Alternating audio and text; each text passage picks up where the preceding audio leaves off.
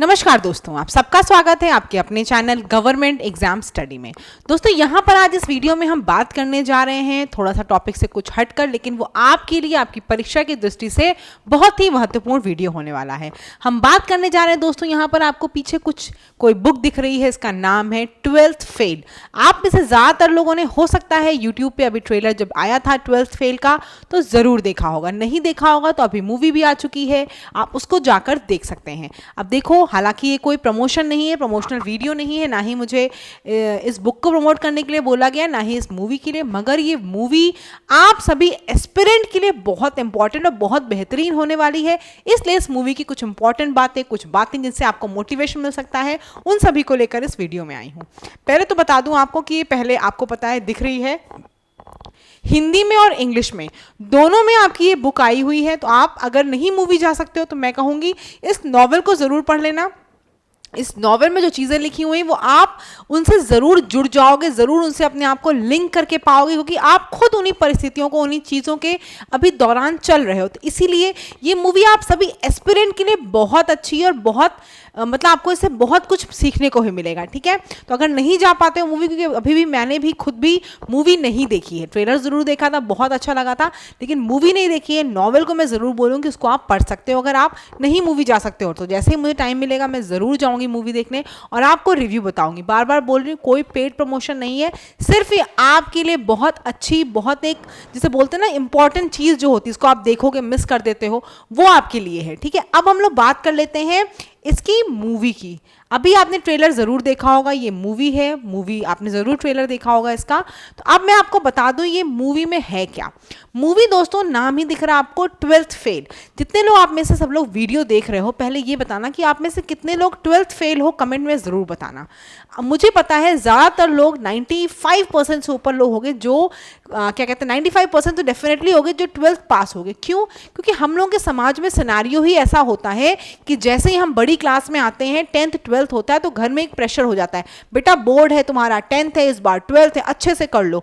आप सभी लोग पास तो ज़रूर होंगे, हो सकता है कोई सेकेंड डिवीज़न हो गया हो, लेकिन पास ज़रूर होंगे। क्यों? क्योंकि हम लोगों के अंदर एक वो बना हुआ है कि अगर हम 12th पास कर लिए तभी तो कुछ कर सकते हैं। जो 12th फेल हो गया उससे किस चीज़ की उम्मीद की जा सकती है।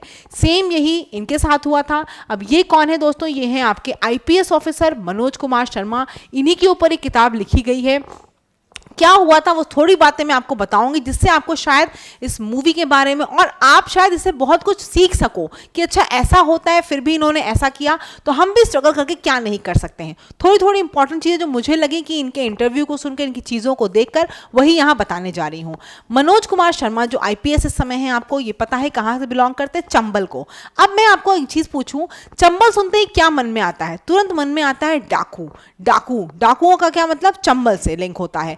आपसे पूछा जाए कोटा मतलब तुरंत याद आता है कि नीट और आईआईटी के एस्पिरेंट जो होते हैं, जो बच्चे होते हैं, तैयारी करते हैं वहां पे, तो हर जगह का एक आपके पीछे बैकग्राउंड फिक्स होता है। सेम यहाँ भी वही था। चंबल का मतलब डाकुआ इलाका, यानी पढ़ाई लिखाई का उतना माहौल नहीं था। जिस समय मनोज जी 12th क्लास में थे, वो एक ऐसे स्कूल में थे जहां पर क्या होता था, चीटिंग करके लोगों को पास करा दिया जाता था, तो कोई पढ़ने की ज्यादा इंपॉर्टेंस नहीं समझता था। अब आप ही को मैं बोलूं कि आप मुझसे पढ़ो और आपका सिलेक्शन डेफिनेटली हो जाएगा, पेपर बता दूंगी मैं, तो आप क्या पढ़ोगे? आप सोचोगे मैडम पेपर बता ही देंगी तो हमें पढ़ने की क्या आवश्यकता है। सेम इनके साथ हुआ। इन्होंने सोचा ठीक है हम चलेंगे, सीधे एग्जाम देंगे, पास हो ही जाएंगे। जिस दिन इनका एग्जाम होना था फाइनल, अब उसे गुड लक कह लीजिए या बैड लक कह लीजिए, होता क्या है, वहां पर एक एसडीएम ऑफिसर आता है जो कुछ ज्यादा ही ईमानदार होते हैं, और वो क्या करते हैं, वहां पर बैठ जाते हैं पूरे दिन इनके स्कूल में छापा मार के, और क्या होता है, पूरा का पूरा स्कूल फेल हो जाता है। मनोज जी को एक बात समझ में आती कि अच्छा बहुत कोई पावरफुल पर्सनालिटी थी, पावरफुल पोस्ट थी, जिससे कि प्रिंसिपल भी डर गए। तो पता चलता है, पता करते हैं तो पता चलता है कि एमपीपीसीएस के थ्रू आप एसडीएम बन सकते हो। एसडीएम ही वो पद है जो सारे स्कूलों को कंट्रोल करता है। इनके मन में आ गया कि बस अब मुझे किसी भी तरह 12th को ह्यूमैनिटीज वगैरह लेकर पास करके और यही बनना है। तैयारी करने में लग गए। अब सोचो एक बंदा, एक ऐसा विद्यार्थी, एक ऐसा एस्पिरेंट जिसे ये भी नहीं पता एमपीपीसीएस करके एसडीएम बनना है, वो तैयारी शुरू कर देता है। जब वहां गए, उन्होंने एग्जाम वगैरह देना शुरू किया, वहां उन्हें पता चलता है कि एसडीएम से ही पावरफुल होता है यूपीएससी के एग्जाम से आप आईएएस निकाल लो, यानी कि डीएम बन जाओ। अब इनके मन में आ जाता कि बस एसडीएम भी नहीं बनना, बनना तो मुझे डीएम है। अब सोचो आप में से कितने लोग होंगे जिनको आईएएस पीसीएस बारे में बचपन से पता होगा, सुनते हुए आ रहे होंगे, और इनको सोचो कुछ पता नहीं था, एकदम से पता चलता है और उसके बाद ही उससे तैयारी कर लेते कि हमें करना है। वो बच्चा जो 12th फेल हो गया, आप में से कोई अगर किसी भी समय फेल हुआ तो मुझे पता है, मैं खुद इतने लोगों को इतने साल से पढ़ा रही हूँ, 2 बार आप एग्जाम देते हो और नहीं होता है तो आप तुरंत निराश हो जाते हो। आप निराश हो जाते हो, आप ऐसी बातें करने लगते हो कि मुझे खुद भी लगता है कि ठीक है कुछ और बता दूं, कुछ और कर लो। लेकिन इनकी अगर कहानी को देखोगे, 8 से 9-10 बार इन्होंने खुद मेंस दिए हैं, आईएएस के मेंस दिए होंगे, यूपी पीसीएस के दिए, एमपी पीसीएस के दिए, न जाने कितने स्टेट पीसीएस के दिए। और ये खुद कहते हैं, इनका इंटरव्यू मैंने देखा, इन्होंने खुद कहा जिस दिन इनका यूपीएससी का फाइनल रिजल्ट आया है ना, जिसमें इनका आईपीएस में सिलेक्शन हुआ, उसी दिन इनका यूपीएससी का लोअर का, यूपीएससी का नहीं, उसी दिन इनका लोअर का भी रिजल्ट आना था। और लोअर में क्या हुआ, इनका सिलेक्शन नहीं हुआ था। जब लोअर में सिलेक्शन नहीं हुआ, पता है इन्होंने क्या बोला? इन्होंने बोला इसका मतलब मेरा डेफिनेटली यूपीएससी में सिलेक्शन हो जाएगा। आप बताओ अगर आपके छोटी नौकरी में नहीं होता है तो आप उम्मीद कर पाते हो कि बड़ी में होगा? हमें हमेशा होता है कि हम ये चपरासी वाली नौकरी नहीं निकाल पा रहे हैं, ये क्लर्क वाली नहीं निकाल पा रहे हैं, तो यूपीएससी क्या क्वालिफाई करेंगे। लेकिन इन्होंने कहा इसमें नहीं हुआ, लोअर में कोई दिक्कत नहीं है, यूपीएससी डेफिनेटली हो जाएगा। ये इनका कॉन्फिडेंस था। और ये नहीं कह रही हूँ कि इन्होंने खुद कहा है कि पहली बार में इन्होंने एग्जाम नहीं निकाल लिया है, खुद इन्होंने समय लगाया, अटेम्प्ट दिए हैं। कुछ चीज़ों को देखो, इनकी मूवी से, इनकी बातों से हमें प्रेरणा लेनी चाहिए। एक देखो दोस्तों क्या लेनी चाहिए, हमारे हमेशा जो मित्र हों वो अच्छे होने चाहिए। इनके साथ में जो खड़ी हैं वो इनकी वाइफ हैं, वो खुद भी यूपीएससी क्वालिफाइड हैं, खुद भी यूपीएससी के पद पे कार्यरत हैं। तो देखो ये दोनों लोग क्या थे, साथ में ही कोचिंग कर रहे थे। ठीक है, मैं आपको क्या बता रही हूँ कि मित्रता हमेशा अच्छी होनी चाहिए, क्योंकि इनसे भी इन्होंने बताया कि बहुत जगह उनको हेल्प मिली थी। ये चंबल से, और जो मैम है, ये मैम आपकी मेडिसिन से पढ़ाई लिखाई करके, और घर भी उनका ऐसा कि मम्मी पापा दोनों लोग प्रोफेसर, यानी कि पूरी पढ़ाई लिखाई की फैमिली।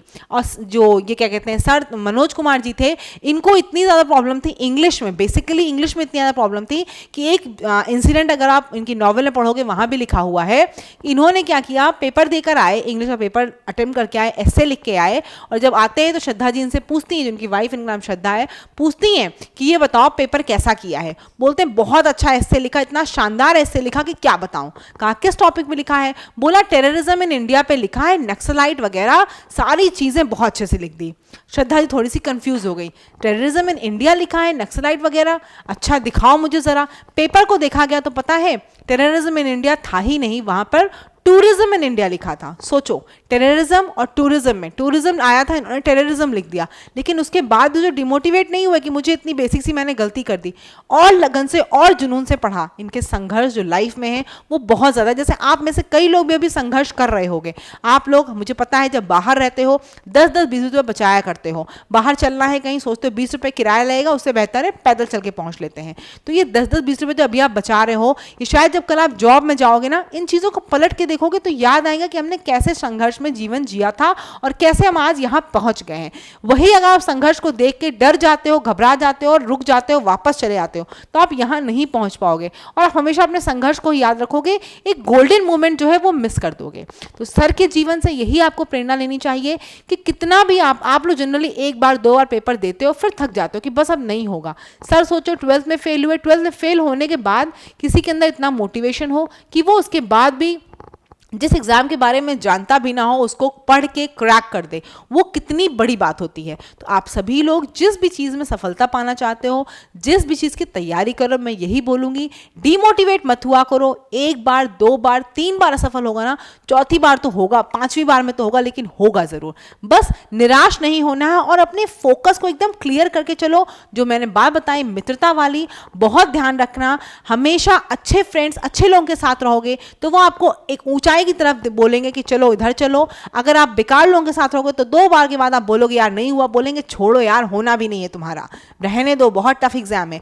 जो कहेगा आपका दोस्त होगा, जो खुद भी चाहता होगा ऊंचाइयों को चुना, वो बोलेगा यार थकना नहीं है, हमें अपने लक्ष्य को प्राप्त करना है। जिस दिन आप उस लक्ष्य को प्राप्त कर लोगे ना, वहां पहुंचने के बाद आपको ये सारे संघर्ष एक मीठी यादें बन के हो जाएगी, और जब तक नहीं पहुंचोगे ये संघर्ष ही बहुत कठिन हो जाता है, बहुत मुश्किल हो जाता है। तो मुझे उम्मीद है कि आपको इस बातों से ज़रूर कुछ प्रेरणा मिलेगी। टाइम हो तो मूवी ज़रूर दिखाइएगा, नॉवल पढ़ लीजिएगा, नहीं हो तो कोई बात नहीं। मैंने जो इंपॉर्टेंट चीज़ें थी, जो मुझे लगा कि मोटिवेशन मिल सकता है, वो मैंने आपको बता दिया है।